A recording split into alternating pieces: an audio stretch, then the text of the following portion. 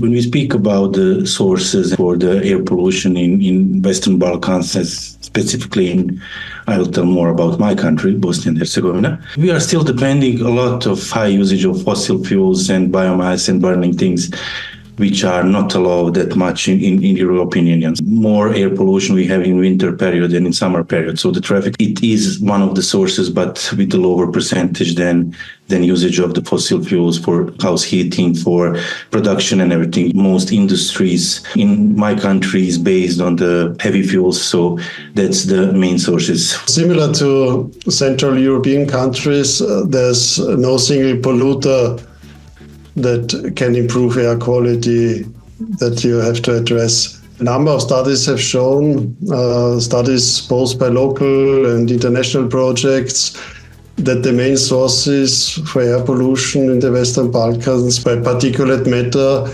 comes from energy production, domestic heating, traffic, and agricultural residue burning.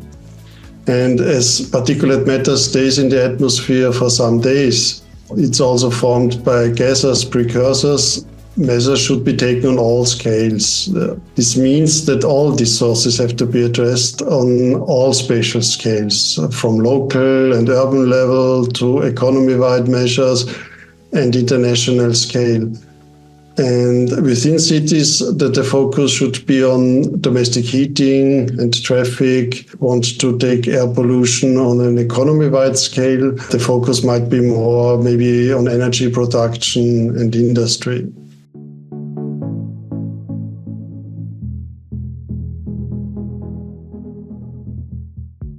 So the main goal of the European Union Green Deal is the efficient use of resources and to move to a clean and circular economy, to stop climate change, revert biodiversity loss, and cut pollution. This means that the European Union will become climate neutral by 2050. And what is the Green Deal for the European Union? The Green Agenda for the Western Balkans transposes this European Union Green Deal to the Western Balkans. This has been laid down in the Sofia Declaration.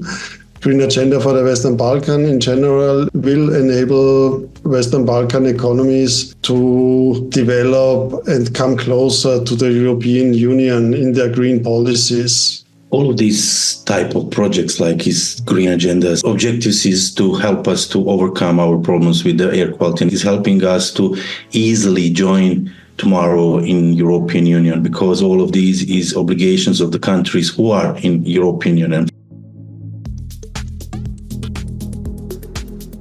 What we have learned in Austria in the decades, cooperation is crucial, as air pollution does not stop at borders.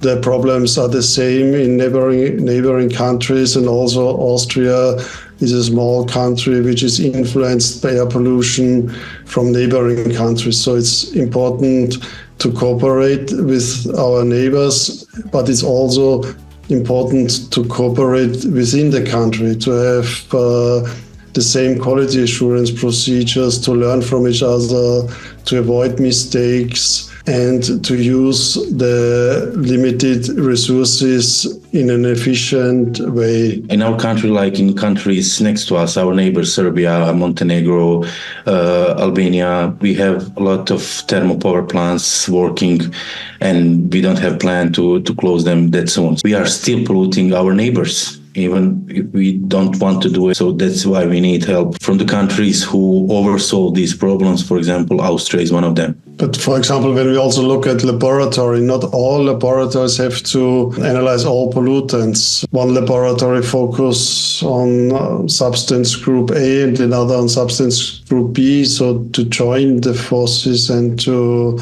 reduce the costs for each economy. Yeah, this was one of the ideas that we had to do, because we are small countries, low budgets. Reference laboratories are really expensive to maintain and to run.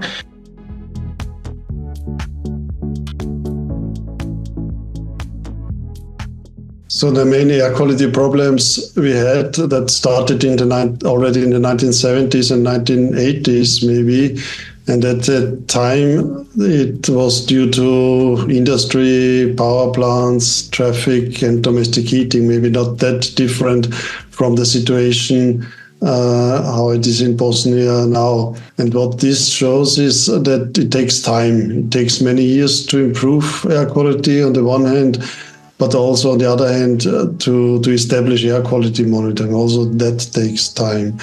And what we have learned is what is crucial is the cooperation between national and regional level of administrations, and also a stable administration, so that people stay in the laboratory, stay in the ministries. And this requires also stable financing of all these institutions. What is happening now in this period, it's that the obligation about the air is separated on the different levels. You have 10 cantons. Every canton has obligation to do something about their air, not synchronized. So we lose the responsibility there in the chain of responsibility. Actually, we know what to do, but who's responsible to do it at this moment? There need to be a responsibility chain in our country. Now, according to new law, we will do something that experts from Austria and Sweden help us to do. So we can learn a lot from them. We are learning. Actually, I'm here today to learn something from them.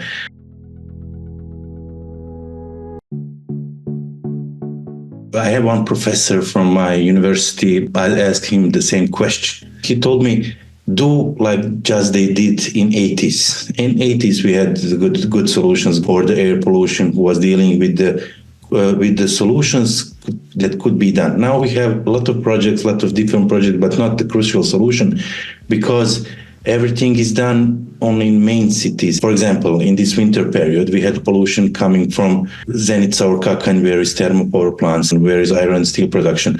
The main thing is to raise awareness at this moment. For example, we have 50,000 houses which use the biomass in Sarajevo. We have a high concentration for dust.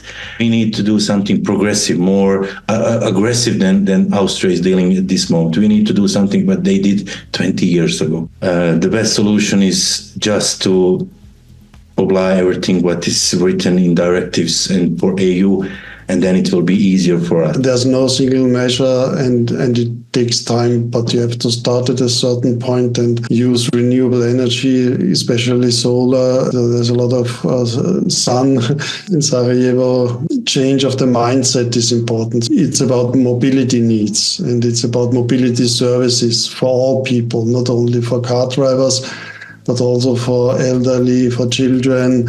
And so you have to think the whole mobility system, and this requires not only talking about traffic and roads, but also to think about urban planning, climate change, energy, transport, noise, and of course air quality together.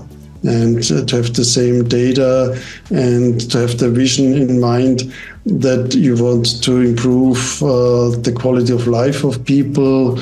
And by that, you also improve air quality, you do something for climate change, you improve energy security.